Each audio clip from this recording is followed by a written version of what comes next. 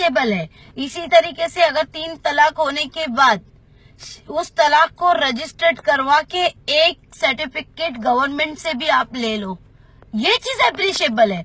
लेकिन 3 तलाक का मामला ये शरीयत है, और ये शरीयत और अल्लाह रसूल के मामले में और इस्लाम के मामले में ये बातें कहीं ना कहीं बहुत खट रही है, और मुसलमानों को दबाया जा रहा है। मुसलमानों के इस्लाम के साथ खिलवाड़ करने की ये एक बहुत बड़ी साजिश है, और ये सबको समझ में आ रहा है, चाहे जो भी हो, क्योंकि हर तरीके से मुसलमान को दबाया जा रहा है। ईद में बकरा नहीं काटो, बीफ नहीं खाओ, गौ रक्षक बना के फिराए जा रहे हैं पूरे भारत में।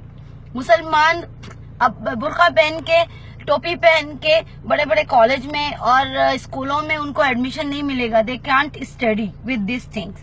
तो ये चीजें कहीं ना कहीं एक हद तक मुसलमानों को सताने की एक साजिश है, जो कि साध्वी प्राची ने भी इकरार कर चुकी है कि इस भारत को बीजेपी सरकार ने गांधी मुक्त बना दिया, कांग्रेस मुक्त बना दिया, अब मुसलमान मुक्त बनाने की हमारी ये साजिश पूरी हो।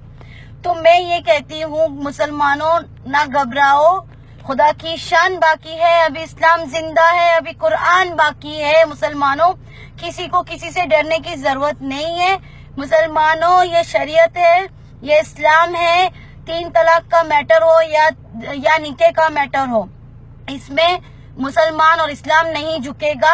हम झुकेंगे, इंसान झुकेंगे, कानून, भारत के कानून के सामने हम झुकेंगे। हम इंसान हैं, हमें झुकने का पूरा हक है, हम भारतीय हैं। लेकिन इस्लाम को झुकना या शरीयत को झुकना या कुरान को झुकाना एक बहुत बड़ी साजिश हो जाती है, पूरे आसमान को हिला के रखने की साजिश होती है।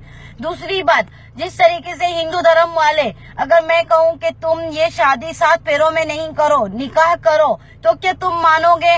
अगर मैं कहूँ कि तुम्हारी मैयत को जनाजा बनाकर कब्र में डालो, इसे शमशान में नहीं जलाओ, तो क्या तुम एग्री करोगे? मैं कहती हूँ, क्रिश्चियन वालों, क्रिश्चियन जाति के लोग, आप लोग अपनी चर्च में जाके शादी नहीं करे, किसी मंदिर में जाके 7 फेरे करे, तो क्या ये मुमकिन है?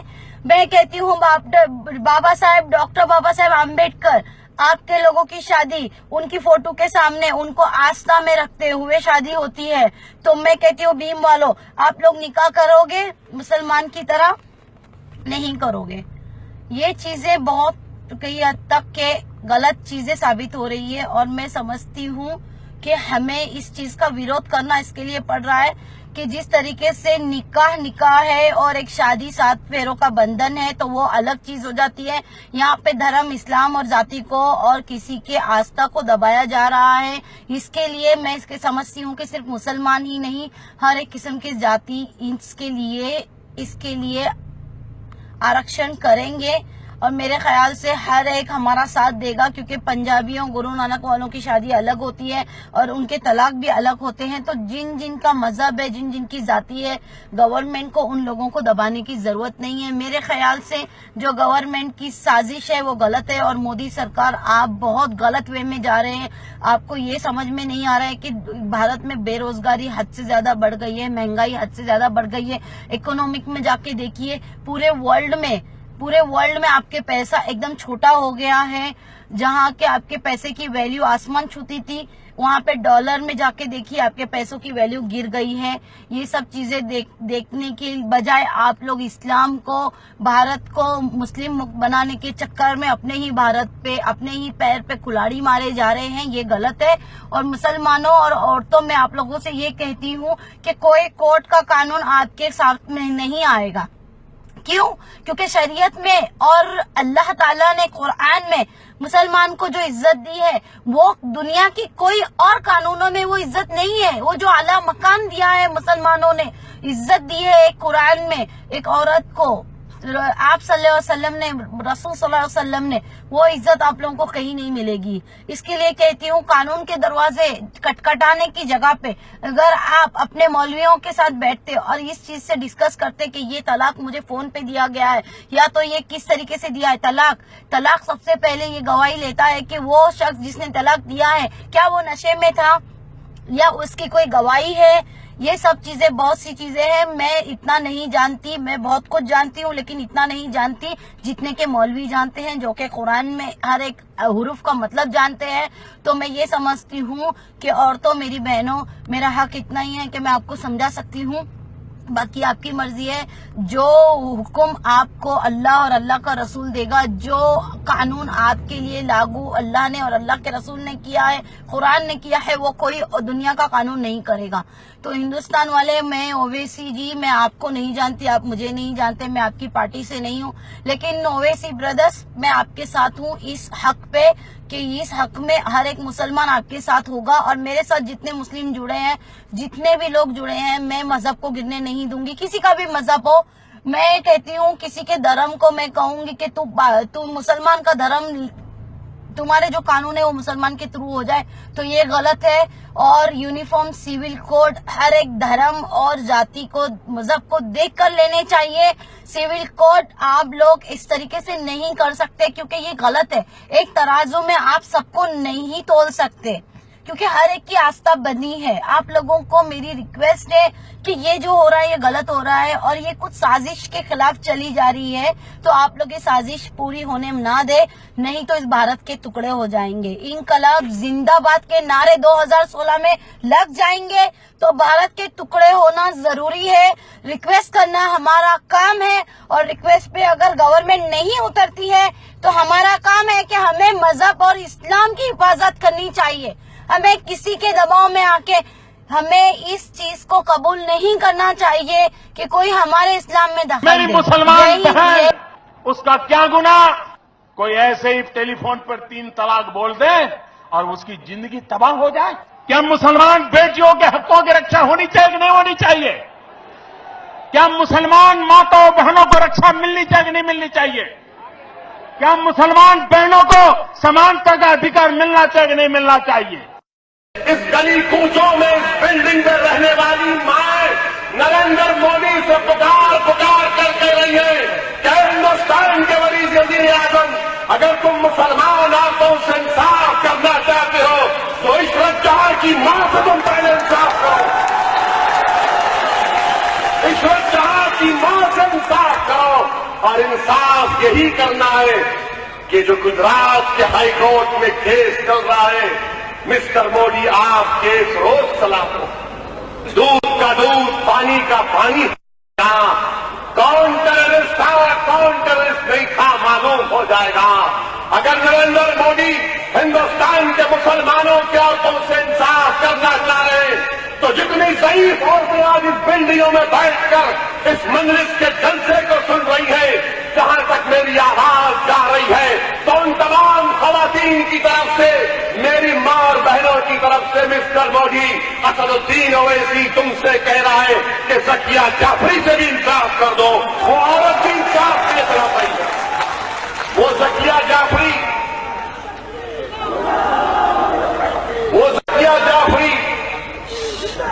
जो ऐसी बिल्डिंग थी, इसी बिल्डिंग में जाकर जब बना ली थी ज़किया जाफरी, उसकी आंखों के सामने एहसान जाफरी को मार दिया गया। मिस्टर मोदी, आपको याद होगा ना मिस्टर मोदी, क्या आप भूल गए हैं हिंदुस्तान के वजीर आजम? आप हिंदुस्तान के तख्त पर बैठकर हिंदुस्तान की सल्तनत के 2019 तक तो बादशाह बने हैं, मगर तख्त पर बैठने वाले बादशाह इंसाफ की जब आप बात करेंगे तो इंसाफ मजलूम से शुरू होता है, और हिंदुस्तान में सबसे बड़े मजलूम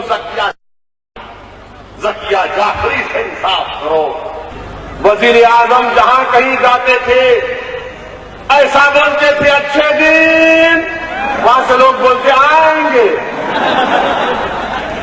मेरे भाई, ना अच्छे दिन तो नहीं आए, बुरे दिन तो जरूर आ गए सबके। इतने बुरे दिन आ गए कि मिस्टर मोदी ने कहा था पार्लियामेंट में, ना खाऊंगा ना खाने दूंगा, तो विजय मलिया बोला खाऊंगा, खा के भाग जाऊंगा।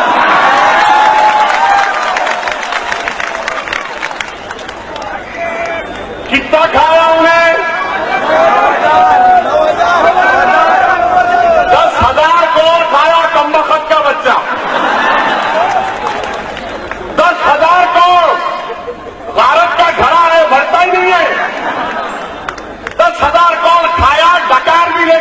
किंगफिशर में उड़ के चले गया और हमारे मित्रों बोल रहे अच्छे दिन। वाह प्राइम मिनिस्टर वाह। फिर हमारे वजीर आजम ने कहा 15 लाख आएंगे हर एक के अकाउंट में, कहा था नहीं कहा था? 15 लाख आए। मिस्टर प्राइम मिनिस्टर, आपने हिंदुस्तान के अवाम को 15 लाख नहीं देकर तलाक तलाक तलाक कह दिया। तीसरी बात, हिंदुस्तान के वजीर आजम ने कहा था नौजवानों को नौकरियां मिलेंगी। कहा था ना हिंदुस्तान के नौजवानों को नौकरियां मिलेगी। कितने नौजवानों को नौकरियां मिली? तो हाथ तो उठा दो, कुछ तो उठाओ। अच्छा, कितनों को नहीं मिली हाथ उठाओ, जरा कैमरा फिराओ, दिखाओ मोदी को कि नौकरी नहीं मिली। क्या कहा? मेरे मजाक मत करिए। मैंने कहा ठीक है मजाक हो गया, सीरियस बात करेंगे। मैंने कहा क्या हुआ? बोले कि चीफ मिनिस्टर फडणवीस के पास मीटिंग हुई और मीटिंग में यह तय पाया कि कोई पिक्चर में एक पाकिस्तानी काम कर रहा, तो ये तय किया गया कि अब जो भी पाकिस्तानी जिस फिल्म में काम करेगा वो फिल्म वाला 5 करोड़ रुपये आर्मी को देगा। मैं ये सुन के ताज्जुब किया। आज इस जलसे के इंतजामात में हमारे पुलिस के हजरात बैठे हुए हैं, ये अपनी ड्यूटी निभा रहे हैं। जब मैं ये सुना तो मैं बोला मैडम अब इसका जवाब नहीं दे सकता, मैं बाद में दूंगा। मैं जाकर अंदर बैठ गया, बारिश बात में आए। मैं सोच रहा था कि जब अजमल कसब को, वो बहादुर पुलिस कांस्टेबल जिसने जिंदा हाथ अजमल कसब को पकड़ा था, उसका नाम तुकाराम था। मगर मैं गलत नाम कह रहा हूं तो माफी चाहता हूं, याद नहीं आ रहा। उसने अजमल कसब को जिंदा पकड़ा और पकड़कर अपनी जान लगा दी। उसमें उसकी जान चले गई।